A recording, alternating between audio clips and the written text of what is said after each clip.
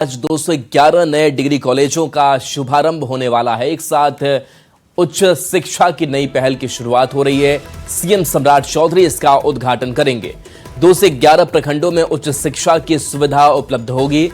करीब 220 एकड़ भूमि पर केंद्रीय विश्वविद्यालय बनेगा। वहीं इसको लेकर सीएम सम्राट चौधरी ने एक्स पर पोस्ट किया। उन्होंने लिखा, बिहार में 2 से 11 डिग्री महाविद्यालयों का एक साथ शुभारंभ होगा।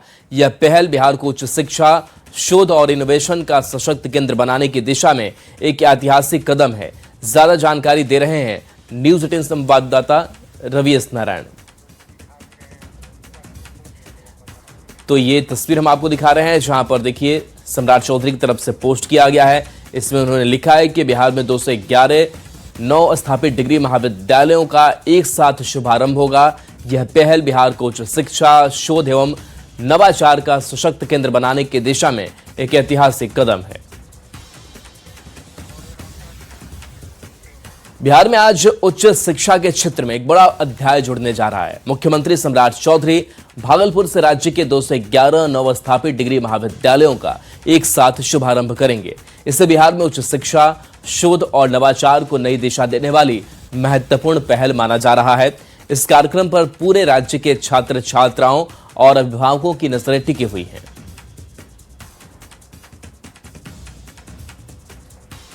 बिहार में उच्च शिक्षा के लिए आज का दिन बेहद खास हो जाता है, क्योंकि आज बिहार के मुख्यमंत्री सम्राट चौधरी बिहार के वैसे बच्चों को एक बड़ा तोहफा देने जा रहे हैं जो उच्च शिक्षा के लिए अपने घर से बाहर उन्हें जाना पड़ता है, दूसरे राज्यों में जाना पड़ता है, दूसरे जिले में जाना पड़ता है।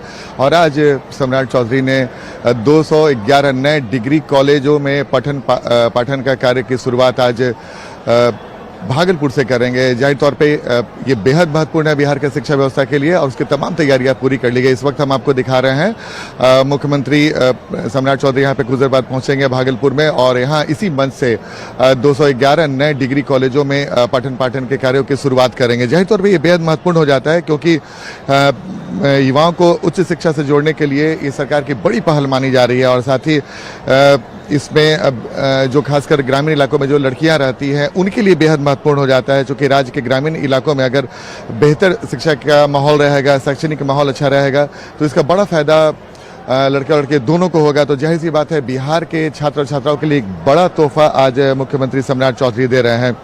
और इस कदम से एक जो बड़ा फायदा होगा कि जो छात्र छात्राएं अपने गाँव के पास ही उच्च शिक्षा प्राप्त कर पाएंगे। और सरकार की मंशा है कि बिहार में कोई भी अशिक्षित न रहे। अब राज्य के सभी प्रखंडों में उच्च शिक्षा की अच्छी सुविधा उपलब्ध रहेगी और युवाओं को उच्च शिक्षा के लिए बिहार से बाहर नहीं जाना पड़ेगा। तो ये आज का दिन बिहार के लिए और बिहार के छात्र छात्राओं के लिए बेहद महत्वपूर्ण, जब बिहार सरकार इतना बड़ा फैसला को आज अमली जामा पहनाने की तैयारी कर रही है। और अब से कुछ देर के बाद बिहार में 211 नए डिग्री कॉलेजों में पठन पाठन का जो कार्य है उसकी शुरुआत हो जाएगी, जिसकी शुरुआत बिहार के मुख्यमंत्री सम्राट चौधरी भागलपुर से करेंगे।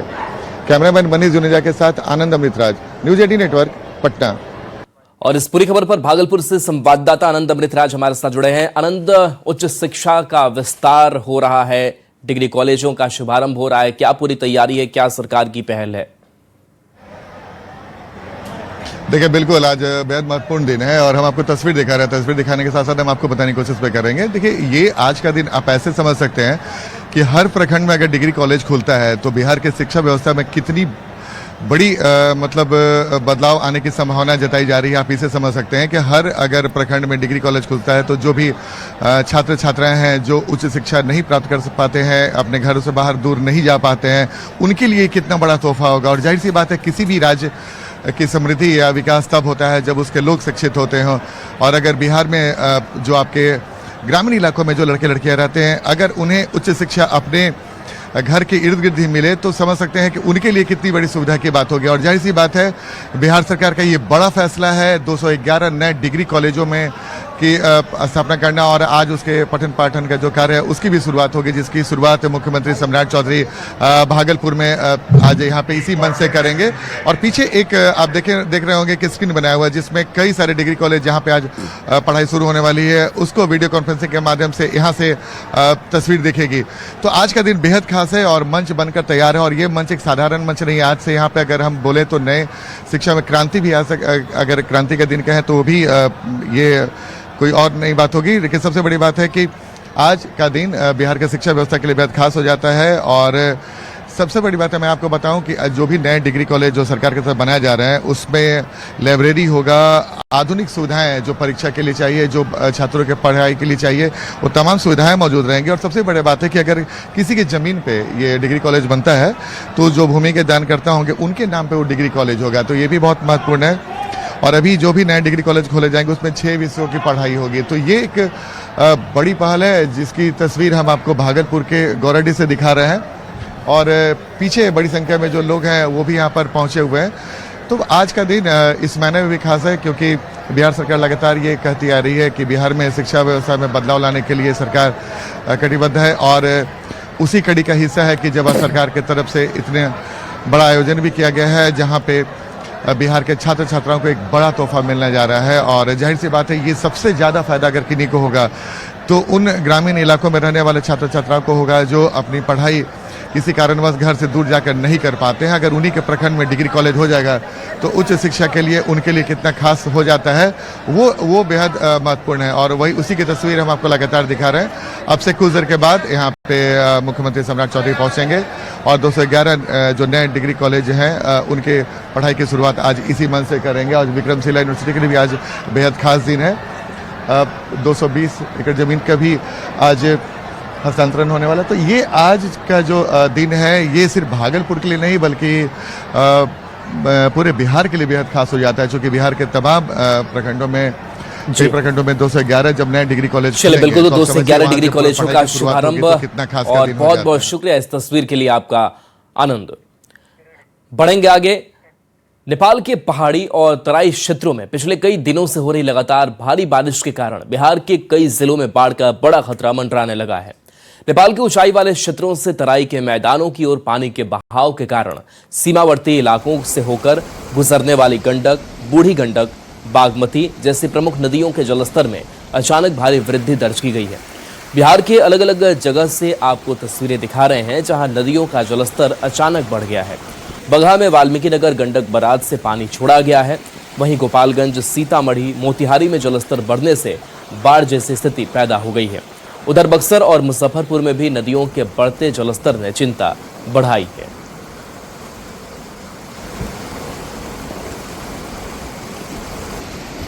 बिहार के सीमावर्ती राज्यों और नेपाल में हो रही लगातार बारिश के कारण गंगा के जलस्तर में बढ़ोतरी देखी जा रही है। पिछले 24 से 48 घंटे में 2 से 3 सेंटीमीटर जलस्तर बढ़ा है।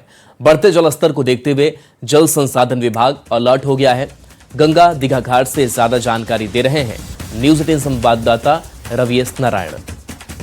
बिहार के सीमावर्ती राज्यों में लगातार हो रही बारिश के कारण यहाँ बिहार में गंगा का भी जलस्तर में जो है वो बढ़ोतरी देखी गई है। उत्तर प्रदेश हो, झारखंड हो या फिर नेपाल में लगातार जो बारिश हो रही है जिसके कारण गंगा में जो है वो जलस्तर में बढ़ोतरी जो है वो देखी गई है। और जिस तरीके से आप देख सकते हैं कि किस तरह जो है गंगा का जलस्तर जो है वो बढ़ा है और यहाँ पे लगातार जो बह करके नदियों के साथ जो गाद है और तमाम जो जलकुंभियां हैं वो भी यहाँ पे बड़े मात्रा में आ रही हैं और ये संकेत है कि किस तरह जो है वो गंगा का जल स्तर लगातार जो है वो बढ़ रहा है। हालांकि अगर यहाँ पे आंकड़ों को अगर देखें तो यहाँ पे खतरे के निशान से काफ़ी नीचे है, लेकिन जिस तरीके से धीरे धीरे गंगा का जलस्तर काफ़ी बढ़ रहा है वो चौंकाने वाला है और सतर्क रहने की जो है वो हिदायत दे रहा है। लगातार जो मौसम विभाग है वो भी लगातार चेतावनी जारी कर रहा है, लेकिन इसमें सबसे खास बात यह है कि गंगा में दियरा के इलाके से आने वाले जो नाव है उस पर जो है अत्यधिक ओवरक्राउडेड होने से, ओवरलोडेड होने से जो है वो खतरा बढ़ जाता है और यही स्थितियां जो है दियरा के लोगों के साथ परेशानी का कारण बनती है। और ये तस्वीरें जो है वो आज भी देखी जा रही है कि जहाँ पे लगातार दियरा के जो लोग हैं अपने काम के लिए, व्यवसाय के लिए लगातार नाव पर जो है बड़े संख्या में साइकिल, मोटरसाइकिल के साथ जो है वो पूरे परिवार के साथ एक से दूसरे जगह पार होने के लिए मजबूर हैं। और यहाँ पे जिस तरीके से गंगा का जो जलस्तर बढ़ रहा है ये खतरनाक हो सकता है कि अगर नाव का परिचालन ओवरलोडेड तरीके से होता रहा तो यहाँ पे परेशानियां जो हैं वो बढ़ सकती है और खतरे जो है वो बढ़ सकते हैं। तो यहाँ पे इससे पहले जो है जिला प्रशासन जो है इससे पहले कि कोई यहाँ पे घटना हो और लगातार ओवरलोडेड नाव ना चले या इसको लेकर के जिला प्रशासन लगातार जो है उसे सतर्क रहने की जरूरत है और लगातार इसे मॉनिटरिंग करने की जरूरत है ताकि यहाँ पे कोई हादसा ना हो सके। कैमरा पर्सन सुबोध के साथ रवीश नारायण, न्यूज 18 पटना। उधर मुजफ्फरपुर में भी बागमती नदी उफान पर है, जिससे मुजफ्फरपुर के कई इलाकों में बाढ़ का खतरा मंडराने लगा है। नदी के किनारे निचले हिस्सों में रहने वाले लोगों के घरों में भी अचानक बाढ़ का पानी घुस गया, जिससे लोगों में दहशत का माहौल है। लोग आनन फानन में घर से निकलकर ऊंचे स्थानों पर आ गए। वहीं संभावित बाढ़ को देखते हुए जिला प्रशासन भी अलर्ट मोड में है। नेपाल में हो रही लगातार बारिश की वजह से बिहार के कई इलाकों में बाढ़ जैसे हालात उत्पन्न हो गए। हालांकि मुजफ्फरपुर के कटरा में भी बागमती नदी का जलस्तर अचानक बढ़ जाने से कई इलाके जलमग्न हो चुके हैं। तस्वीर देखिए, ये कटरा इलाका है और बांध के किनारे रह रहे लोगों के लिए अचानक देर रात खतरे की घंटी बजी और अचानक जो है घरों में पानी घुस गया। पूरा इलाका जो है, इन सब जो निचले क्षेत्र में लोग रहते हैं वह जलमग्न हो चुका है। उन्हें घर छोड़कर फिर बाहर निकलना पड़ा है। बाहर आशियाना ये लोग बना रहे हैं। लोगों से भी जानेंगे क्या हुआ अचानक आप लोग ऊपर बना रहे हैं। बाढ़ कितने बजे आई है? पानी 2 बजे आए है बाढ़। 2 बजे आए है बाढ़। इसमें सब दिया पता डूब रहा है। सबको कोड़ा लेके हम निकाले हैं। 4 बकरी भांस गया। बागमती का पानी बढ़ गया। बागमती का पानी बढ़ गया। 4 बकरी लड़का सब डूबता रहा। सबके निकाला है 2 बजे रात। मतलब अचानक 2 बजे रात में पानी बढ़ गया है। 100 घर है, पोखरी नीचे है, उसमें बांध पर रहे हैं। वो पोखरी है, ऊपर बांध पर आए हैं। 2 बकरी 4 भांस गए हैं सर। अच्छा। हम लोग के कोई व्यवस्था नहीं है। अभी जो है आप लोग बांध पर रह रहे हैं? जी, अभी आए हैं। प्रकाश माझी नाम है। हम आपको तस्वीर दिखा दे, अंदर देख सकते हैं और किस तरीके से पानी जो है बहुत ही ज्यादा बढ़ गई है। और करीब दर्जन भर घर जो हैं, जो पेटी में, जो नदी के ठीक बगल में निचले हिस्से में जो रह रहे थे, जो गरीब रह रहे थे, उनके घरों में अचानक पानी बह गया, घुस गया। जिसके बाद जो है आनन फानन में देर रात में इन लोगों को ऊपर आना पड़ा है। जहां पर बागमती का जलस्तर बढ़ा है, जहां से बागमती नदी गुजरती है, उनके कई इलाकों में बाढ़ जैसे हालात अब उत्पन्न होने लगे हैं। लोग डरे हुए हैं कि पानी और बढ़ी तो फिर बाढ़ बृहत रूप से आ सकता है। मुजफ्फरपुर से न्यूज 18 के लिए प्रियांक सौरभ। चलिए अब आपको बताते हैं कि बाढ़ आने से पहले हमें क्या करना चाहिए। तो मौसम विभाग और प्रशासन के अलर्ट पर लगातार नजर रखें। जरूरी दस्तावेजों को प्लास्टिक या वाटरप्रूफ बैग में सुरक्षित रख लें। सूखा राशन, पीने का पानी और जरूरी दवाइयों का भी इंतजाम पहले से कर रखें। टॉर्च, मोबाइल, पावर बैंक और अतिरिक्त बैटरी तैयार रखें। परिवार के सभी सदस्यों को सुरक्षित स्थान की जानकारी भी दे दें। इसके साथ साथ मवेशियों के लिए भी सुरक्षित जगह की व्यवस्था पहले से कर रखें। घर के बिजली कनेक्शन और गैस की सुरक्षा भी सुनिश्चित कर लें। जरूरी फोन नंबर और हेल्पलाइन नंबर अपने पास हमेशा रखें। प्रशासन के निर्देश मिलते ही सुरक्षित स्थान पर जाने में देर न करें। घबराएं नहीं, अफवाहों से बचें और आधिकारिक जानकारी पर ही भरोसा करें। बढ़ते आगे, मोतिहारी में पहली ही बारिश ने नगर निगम की तैयारियों की पोल खोल दी है। शहर के कई मोहल्लों में जल जमाव से लोगों का जनजीवन बुरी तरह प्रभावित हुआ है। जमला रोड समेत कई इलाकों की सड़कें तालाब में तब्दील हो गई हैं। लोगों का आरोप है कि नाले निर्माण का काम अब भी अधूरा है, जिसकी वजह से हर बारिश में यही हाल होता है। नगर निगम ने सफाई एजेंसी पर कार्रवाई की है, लेकिन हालात नहीं सुधरे। नाराज लोग पानी में खड़े होकर प्रशासन के खिलाफ विरोध प्रदर्शन कर रहे हैं।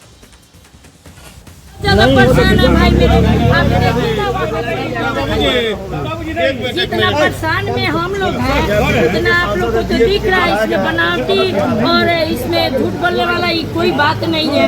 इस स्थिति में आप भी देख रहे हैं, खड़े हैं। 10 मिनट इसमें खड़ा हो जाइए ना तो पूरा पैर भगवाने लगता है, इन्फेक्शन हो जाता है, बीमारी हो जाता है। हम लोग 8 दिन इसमें 2 दिन भूखे रह जाते हैं, मगर इस पानी में चल नहीं पाते। देखिए, ये जो जमला रोड है, यह रोड 2 करोड़ से ज्यादा का इसमें नाला हम लोग किया है। बहुत डाउन एरिया है, यहाँ के लोगों को बहुत समस्या है। माताएं बहनों को तो बहुत दिक्कत है, बच्चे स्कूल नहीं जा रहे हैं, गाड़ियाँ गिर जा रही हैं। और यहाँ के लोगों के दुख दर्द से हम अच्छी तरह परिचित हैं। हमेशा आते हैं जाते हैं, यहाँ की समस्याओं को देखते हैं। क्या निदान हो सकता है, कितना जल्दी निदान हो सकता है, इस पर हम आज ही कार्रवाई करना है। बोर्ड की साधारण बैठक आयोजित की गई है, जिसमें साफ सफाई, लाइट और कई मुद्दों पे चर्चा की गई है। वार्ड में और मुख्य सड़क की सफाई व्यवस्था भी चरमराई हुई है, उस पे हम लोगों ने संज्ञान लेने का निर्देश दिया है। अगर एजेंसी आगे ठीक से सफाई नहीं करती है तो उन्हें हटाकर नई एजेंसी हम लोग हायर करेंगे। नहीं, वही समस्या है कि सफाई पूरी तरह से व्यवस्था चरमराई हुई है, चाहे वो मुख्य सड़क की सफाई हो या उसके लिए निर्देश दिया गया है निगम के पदाधिकारियों को कि वो उस पर ध्यान दें।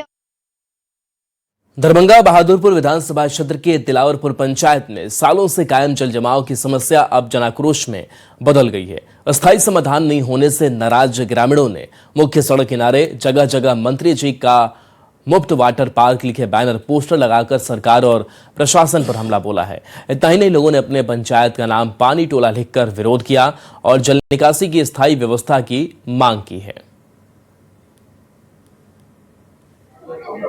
अभी हम बहादुरपुर विधानसभा में हैं और ये जो आपको पीछे सड़क दिख रहा है, ये सड़क दिलावरपुर को भैरवपट्टी से जोड़ता है। और भैरवपट्टी ही नहीं कहे तो एक शहर से एक गांव को जोड़ने वाला मुख्य सड़क है। और जो बहादुरपुर प्रखंड की आबादी है इसी सड़क होके जाया करते हैं, लेकिन विगत 15 वर्षों से इस सड़क का ये हाल है कि लोग यहाँ पर आने जाने में काफी परेशानियों का सामना करना पड़ता है। परेशानी इतनी है कि लोगों को जो वैकल्पिक रास्ता है उसे चुनना पड़ता है और लगातार विरोध हो रहे हैं। लगभग 10 दिनों से लोग जो है यहाँ आमरण अनशन भी कर रहे हैं। आप देख सकते हैं कि एक वाटर पार्क मदन सहनी जो मंत्री हैं, यहाँ के विधायक स्थानीय जो मंत्री हैं, उनके नाम पर एक वाटर पार्क भी जो है बोर्ड लगा दिया गया है और भारी विरोध भी यहाँ पर किया जा रहा है। हम लोगों के मोहल्ला में यह समस्या है कि जो भी लोग मर जाते हैं तो शमशान जाने के लिए लाश ले जाने में बहुत कठिनाई है। और हम लोग के गांव में लड़की फड़की के शादी नहीं हो पा रहा है, ये पानी के लेके पानी हो जाता है तो हम लोग स्कूल नहीं जा पाते हैं। जब पानी बढ़ता होगा तो और ज्यादा पानी हो जाता है। और ज्यादा पानी हो जाता है, बहुत परेशानी है। बहुत परेशानी है। स्कूल नहीं जा पाते हो? तुम्हारा दोस्त लोग जाता है कि वो लोग भी नहीं जाता है, नहीं, पानी की दिक्कत के लिए। यहाँ के बच्चे स्कूल नहीं जा पाते हैं। यहाँ के जो बुजुर्ग हैं वो टहलने के लिए निकलते हैं तो पानी में ही निकलते हैं। यहाँ विगत 10-15 वर्षों से शादी होना मुश्किल है। कई लड़कियों का रिश्ता खत्म हो गया है। जिनके पास थोड़ा बहुत पैसा है वो तो जाकर शहर में कर लेते हैं शादी, मगर यहाँ 90% लेबर क्लास के लोग हैं, उनकी बच्चियों का शादी होना भी बहुत मुश्किल है। जो भी कुटुंब आते हैं देखते हैं भड़क जाते हैं, यहाँ तक लोग मरते हैं सर, उसके शमशान जाने में भी दिक्कत है। शमशान डूबा हुआ है, कब्रिस्तान डूबा हुआ है। जुनार बेचने के लिए जी सब पूरे दिन जाते हैं? हाँ, पूरा दिन जाते हैं। 365 दिन? हाँ, परेशानी होता है। हाँ, बहुत परेशानी है सर, बहुत परेशानी। समस्या है वो आज का नहीं है, वर्षों का है। 15 वर्ष से लोग समस्या से जूझ रहे हैं और सरकार और सिस्टम इस पर ध्यान नहीं दे रहा है। विपिन कुमार, न्यूज़ 18 दरभंगा। बिहार में बारिश को लेकर अलर्ट जारी किया गया है। मौसम विभाग के मुताबिक अगले 7 दिनों तक बिहार के सभी जिलों में बारिश हो सकती है। आज किशनगंज, अररिया और पश्चिमी चंपारण जिले में भारी बारिश को लेकर अलर्ट जारी किया गया है। साथ ही सहरसा, सुपौल और पूर्णिया में भी बारिश को लेकर चेतावनी जारी की गई है। कई जिलों में आकाशीय बिजली गिरने को लेकर बीच चेतावनी जारी की गई है। साथ ही लोगों को सतर्क रहने की सलाह दी गई है। बिहार भर में बारिश को लेकर अलर्ट जारी किया गया है। मौसम विभाग ने बताया है कि बिहार में अगले 7 दिनों तक जो बारिश है वो होगी और जिससे लोगों को, खासकर किसानों को बड़ी राहत मिलने की संभावना है। और आपको बता दें कि आज को लेकर के मौसम विभाग ने बताया है कि अररिया, किशनगंज और पश्चिमी चंपारण के जो जिले हैं यहाँ पे भारी बारिश जो है वो देखी जा सकती है।